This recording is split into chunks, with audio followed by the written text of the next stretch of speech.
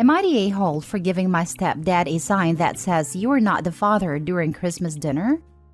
My mom and stepdad have been together since I was 5, married since I was 6, and I'm now 20. My dad died when I was 5. He and mom were separated but not divorced when he passed away, and mom started dating my stepdad a few weeks later. I met him about 5 months after my dad died, and he moved in with us after a year, and they married 14 months after that. My mom really wanted me to have a dad, and found my stepdad a good partner and someone who could be a good dad to me. Only I never wanted another dad. So, I always called him by his first name and referred to him as my stepdad. He and I have butted heads over this a lot, as he thinks I should be his daddy's little girl. I think it's crazy that he feels I owe him that, and owe him from the start. It annoys me how often he likes to bring up that my dad's dead, and the fact I hardly remember him, because a lot of my memories faded with time. And when I was 7, my grandpa died, who raised my dad after my grandma died when dad was a baby. So, I lost all contact with that side. The older I get, the worse it gets. And even with 3 boys, he is still focused on me being his little girl. I have told him that I appreciate him, but I won't ever call him dad. I spent a lot of time with my mom's parents as a kid and have a bedroom at their house. We had Christmas at their house this year, and all morning my stepdad was bringing up these stories of adult stepkids asking stepparents to adopt them, and on, and told me I would be asking him soon enough after all these years. He found this article on Facebook about a woman asking her stepmom to adopt her, where she talked about it being insulting to call her stepmom, because she was always a mom to her. He said that was him with me, how I only ever had him as a dad, etc. It got on my nerves. I told him to stop.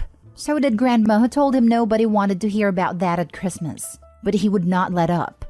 So, I went up to my room at my grandparents', grabbed some old art supplies I still had there, and made a sign that said, "Jason, you are not the father of Gracie." Think the Maury show and how that was like a meme for a while. When dinner was ready, I brought down the sign and gave it to him and told him whenever he needs to remember, he can look at it and adjust his expectations. He was angry. My grandparents and half-brothers laughed. The oldest of my brothers actually said his dad needed something like that because he never seemed to understand it. My mom tried to calm him down, but he told me I was an ungrateful and disrespectful little girl who would be sad when he finally gives up caring about me. I told him I never asked him to annoy me, but to accept I will never call him dad and will never allow him to adopt me. I told him we could be close if he just accepted I don't see him as my dad. My mom wants me to apologize, but my grandparents think he should apologize for always pushing. Am I the a-hole? Now for the top comments.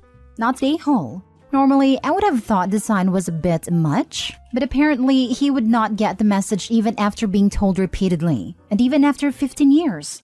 He seems to have real control issues. I thought the same thing. This man isn't upset about her not wanting to be his daughter. He's upset he can't control her. Not the a-hole. Creepy AF.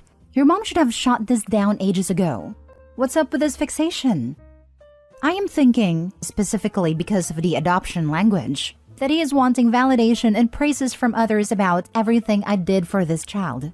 In other words, I think this is a savior complex, and he wants recognition for his good deeds of saving this poor girl who lost her father, and then resentment for not getting it. OP, not the a-hole.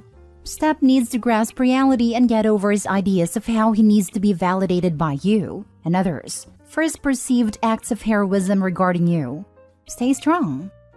Not the a-hole. Jason is super disrespectful of your dad's memory. Yeah, that pisses me off more than anything. Next story. Am I the a-hole for not accepting and opening gifts from my mom and her family? My 16 male parents divorced when I was 6. Mom remarried when I was 8 or 9, and her husband has 2 kids, 12 and 14, with his late wife. They were always favored. They got more attention and more gifts. I complained, but was always told they lost their mom. After some time, my mom adopted them, which I hated, and everyone still used the same excuse. It all came to head this November at my birthday. I got half the value of gifts than them for their birthdays. I was angry and argued with my mom and her husband. In the end, I told them that I don't want gifts from them and the rest of my mom's family ever again. Neither for my birthday nor any holidays. I am done. For Christmas, I am with my mom at the morning and then go to my dad and stepmom in the afternoon. When I woke up, I went downstairs to make me some breakfast and the kids were already opening their gifts and mom told me to open mine.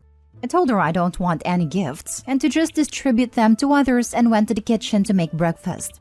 Mom, her husband and grandparents came after me and told me how ungrateful I am and to just open the gifts. I argued with them. Things were told, people were offended, and I went to my room and locked it. I waited till my dad came and just sneaked out of the house. I told my dad what happened and he told me I should just open the gifts. I got some text from my mom's side how I ruined Christmas and made my mom cry. She texted me and begged me to come home, but I told her I'm not coming till 2nd of January when my school starts. Should I have just accepted the gifts or am I the a-hole? Not the a-hole.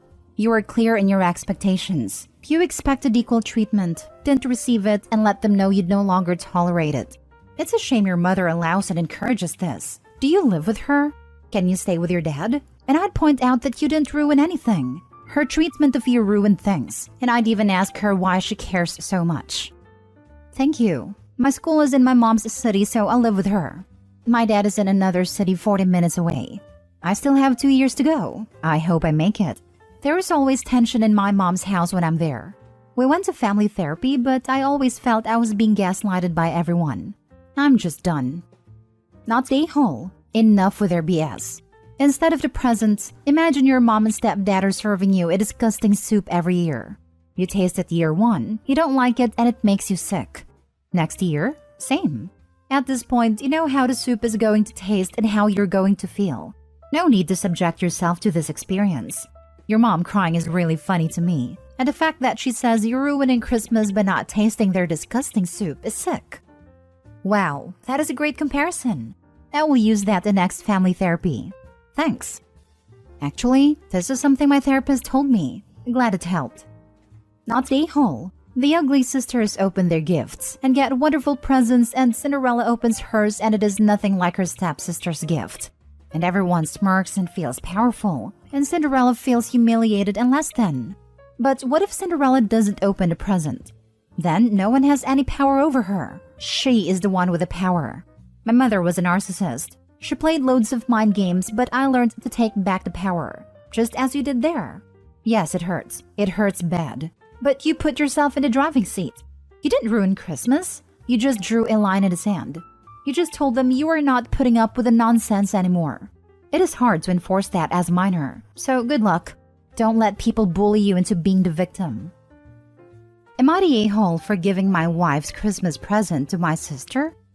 My sister is back with us at the moment and been living with us since October because of ongoing divorce with her husband.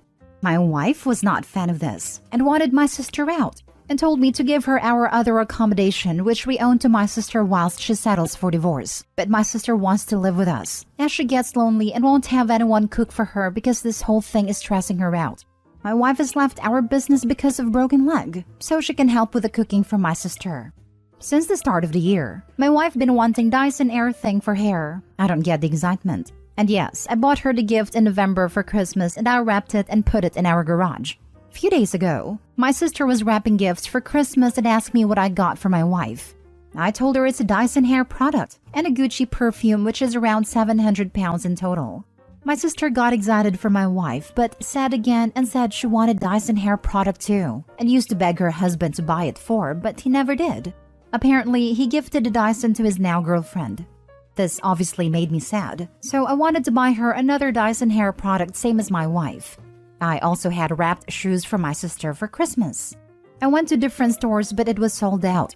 I looked online and it would only be delivered after Christmas. Because there was no option for my sister, I just removed the name sticker and put my sister's name and gifted the Dyson I bought for my wife to my sister. Keep this in mind, I bought my wife extra Gucci perfume so she still got the gift. And yesterday, I gave everyone their gift and everyone was happy. Until my mom told me that she saw my wife's face during the gift giving and my wife looked hurt apparently and asked me why I didn't gift my wife the Dyson instead. I thought she was happy with the gift perfume I gave. I told my mom the truth that my mother is calling me an a-hole. My parents wanted to buy my wife Dyson hair for Christmas but asked me before they bought it, so I told them I was going to buy it for my wife. So they thought I'd actually give it to my wife and not change the plan last minute. Now my mom told our auntie too, and she thinks I was an a-hole too. I told them I will buy my wife again because we will have plenty of time, but they think it won't be the same as Christmas magic. So am I the a-hole? Edit. My sister did not live with our parents because they live up north in Scottish Village. We live in England because our business is in England, and my sister works here and her work is 20-minute drive away from where we live. My wife can walk. She doesn't need crutches. The reason she left our business was because of broken leg. But she's mobile. But she decided to rest after her cast was off. Now for the comments. You're the a-hole. But thanks for explaining quite clearly why your sister got a divorce. And why you'll get one soon too. This. Oh my goodness. You're the a-hole. First off, how is it fair to anyone that you make someone else happy on another person's account? Poor wife. She has a guest in her house against her will, for whom she is also cooking for, because apparently the sister is just very, very sad. And now she has to compromise on her gifts too. As the comment said, we can clearly see why she got divorced, and why her marriage will be rocky too. Jesus Christ. Obviously, you're the a-hole. Think of it this way. Your sister wanted her husband to buy her something and he bought it but gave it to someone else. You think he is wrong for doing this. Then, your wife wanted you to buy her something and you bought it but gave it to someone else? What the heck is wrong with you? Adding that onto the fact that you've moved your sister into your home without your wife's approval. And now you expect your wife to cook for your sister. She's a grown woman. She can cook for herself. And if your wife doesn't want her there, she should never have moved in. Why do you care more about your sister's feelings than your wife's? Even your own parents see that you're being a bad husband. How are you this dense? Guess the sister can keep Opie company during his divorce. Opie is such an a-hole. If he keeps it up, wife don't stick around. Sister can't cook. They will need a new maid who will get no more presents. The sister can't cook because she has the SADS. Wife with a broken leg can cook for the sad sister. If I were the wife, I know where I'd stash the crutches when I was done with them. Last story. Am I the a-hole for saying no to my in-laws taking our kids to Disney? My male 28, wife female 28, and I have 2 daughters, 6 and 5 years old, which is prime Disney age. They're both super into princesses and all that. We've talked about taking them to Disney over the next few years as we know they'd love it. My wife has never been before, and I've only been once when I was 10 years old. It was definitely a memorable trip for me, as my family had to save up a while for it. We've always known that Disney would be our big trip with our girls. In July, my father-in-law got diagnosed with prostate cancer. After a few rounds of chemo and some rather intense days at a hospital, it's only gotten worse. It's spread across to other organs in his body, and rather than trying to suffer to fight it, he's opted to just not do chemo and try to live with what time he has left. As a result, him and my mother-in-law have decided to make more memories with family. One of these memories is to take our daughters to Disney and surprised them with a trip yesterday during Christmas. At first, I thought my wife would be against it as well. We've always said we've wanted to get to experience taking them and seeing their faces. However, I found out that my mother-in-law cleared it with my wife last month. My wife didn't tell me because she thought I would be surprised and excited for our daughters. I sat through all of the rest of the night, but when we got home, we had a serious discussion about it. I told my wife that I didn't want our daughter's first trip to Disney to be without us. She suggested we go along, but the trip is in February, and booking flights plus hotel plus tickets for just my wife and I for the time they're all going is still going to be almost $5,000. I told my wife that we have to talk to her parents to decline the trip, but my wife is saying that I'm being selfish and heartless by robbing our daughters of this experience and robbing them of a core memory with my father-in-law before he passes. Am I being out of line here? You're the a-hole. Your wife is right. I understand your disappointment in not being the first to take your kids to Disney, but these are special circumstances. Their grandfather / your wife's father is dying and wants to create memories with his grandchildren that will last once he is gone. It's small-minded and selfish to take that opportunity away from him and your children, just so you can be the first to have the experience with them. Do you think if you do this, your wife and daughters won't resent you for what you are taking away from them to satisfy your own selfish need? If you do this, remember, someday your daughters will be adults, and think about how they will look back on this and what they will think about you. It's Disney. They will light up every time regardless of being the first trip. Also, what they get out of it will change as they get older. Right now, it's probably all about princesses. When they're a little older and bigger, it may be all about the rides they can now ride. You're the a-hole. Don't take this incredibly thoughtful and meaningful gift away from your children, especially when it is a chance to create some core memories with a grandfather who doesn't have much longer to live. Take it from someone whose grandfather also died when I was young. These are the kinds of memories they will cherish. It would be incredibly selfish to take this away from your children, and also from your wife. This is her father who is dying, and she probably wants this for your kids more than you know.